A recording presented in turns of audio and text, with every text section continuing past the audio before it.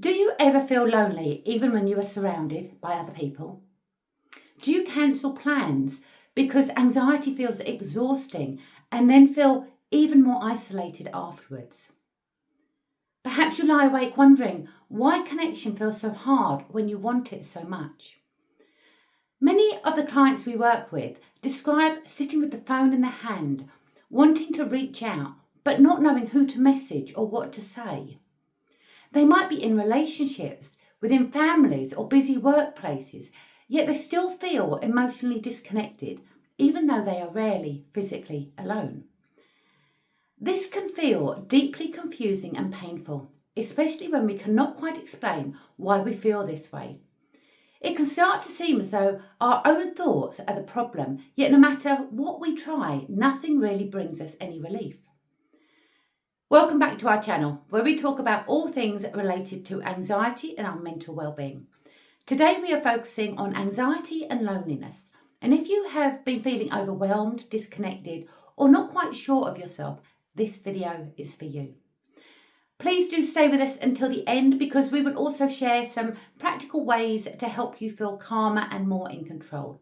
And if anxiety has been a regular companion for you, you will find links in the description to the free resources, as well as the option to book a free consultation call. So my name is Jennifer Roblin, and I am an anxiety specialist and therapist, and I work with adults and children every day who feel anxious, overwhelmed and disconnected, even when their life looks full on the outside. Much of our work focuses on helping people understand what is happening in their mind and their body, rather than just trying to cope or push on through. Anxiety and loneliness are two of the most common experiences that we see together, and they are often far more connected than people realise. They are not signs of weakness or failure. They are understandable responses when our system has been under pressure for a long time. Now, loneliness is not simply about being alone. Many of us have partners, children, friends, colleagues, and full lives, yet we still feel deeply lonely inside. Loneliness is the feeling of being disconnected from others, particularly when we do not feel that we've been understood, we don't feel emotionally safe or able to be our authentic selves. It often shows up quietly, feeling on the outside of conversations, holding things in so we don't worry others, feeling different or separate to others, longing for closeness but not knowing how to reach for it. It's about feeling unseen, unheard and unimportant. Now, when anxiety is also present, these feelings often intensify, especially if anxiety has been part of our lives for some time. Now, one of the most common questions that I get asked is anxiety making me lonely, or is my loneliness making me anxious? For some of us, anxiety comes first and gradually pulls us away from others. For others, loneliness arrives first and anxiety increases in the absence of connection. Both experiences are far more common than we realise. Anxiety places our body into a state of high alert. When our nervous system is constantly scanning for danger, connection can begin to feel unsafe. Even familiar people can start to feel a bit overwhelming for us. Now, many anxious clients tell us things like, I do not want to be a burden. I cannot explain how I feel. I'm worried people will judge me. It feels easier to just keep things to myself. However, over time, anxiety can lead us to withdraw from others, mask how we really are feeling, and avoid connection with friends and even loved ones. It's not because we do not want connection, but because our nervous system is trying to protect us. So, at this point, if this is resonating, please remember to like this video, subscribe to our channel and hit that notification bell.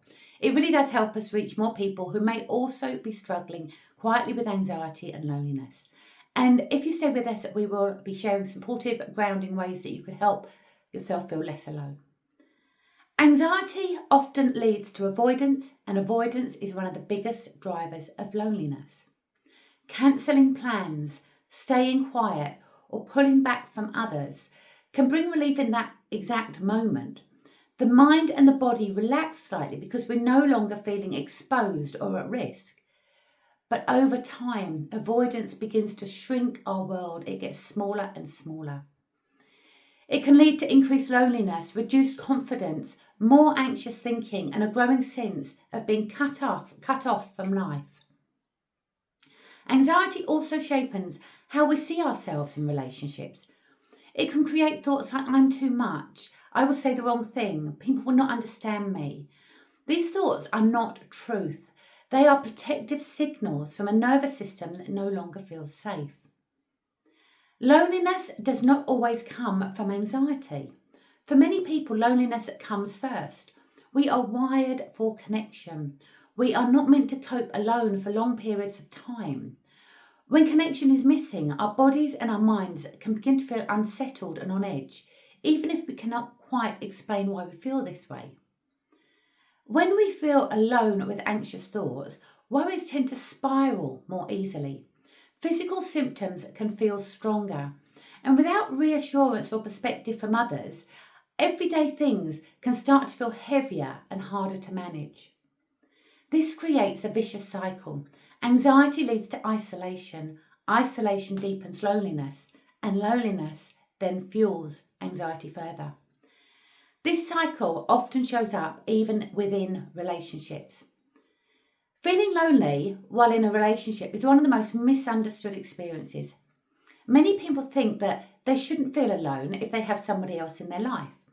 But anxiety can create emotional distance even when love and care are present. We may not want to worry our partner.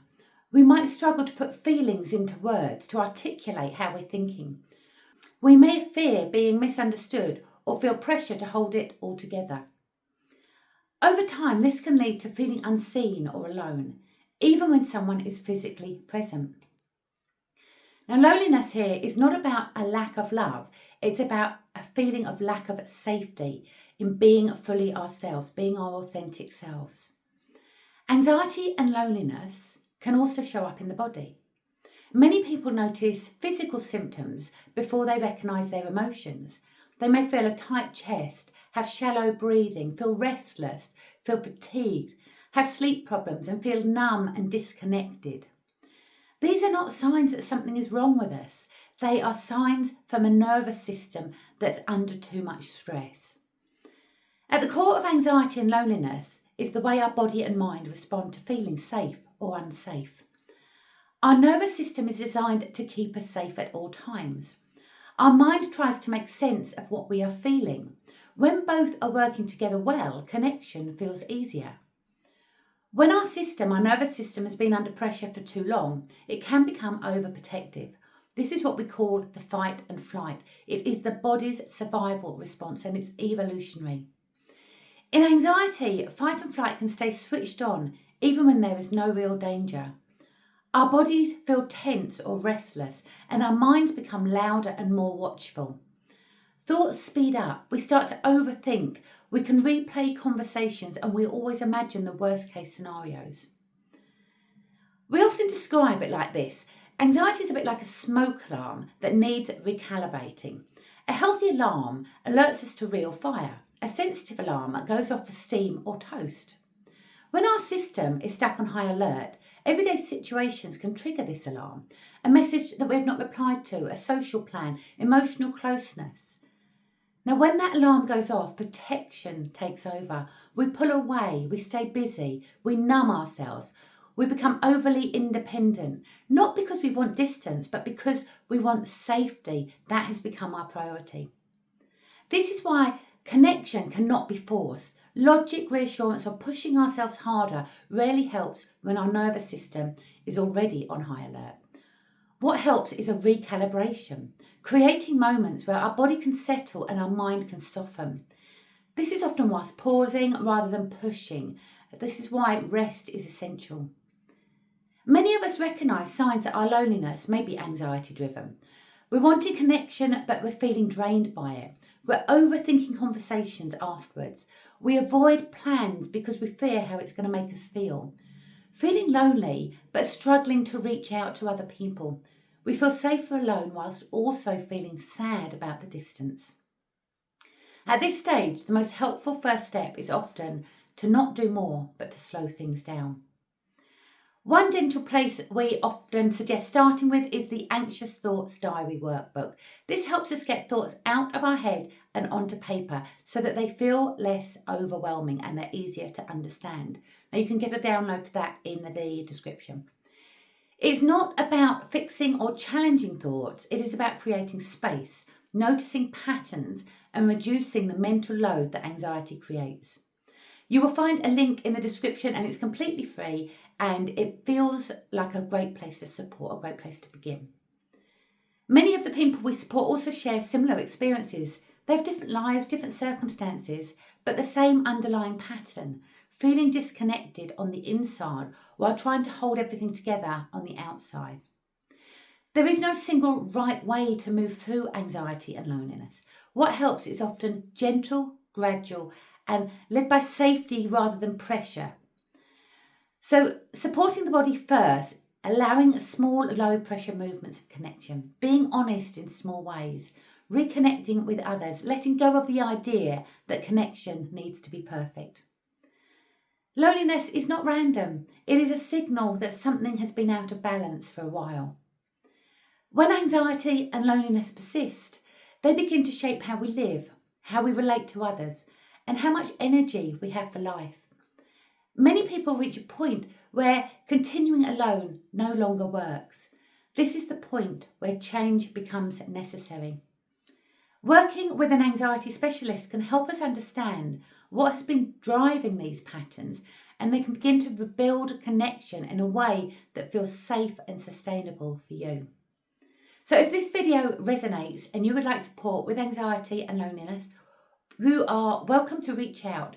You do not need to struggle alone. You can book a free, no obligation consultation call using the link below or over in the description. Sometimes one conversation is enough to help things feel clearer and more manageable. You're not broken and connection can feel possible again, slowly, gently, and in your own time. Thank you very much for watching and I will see you on the next video. Bye for now.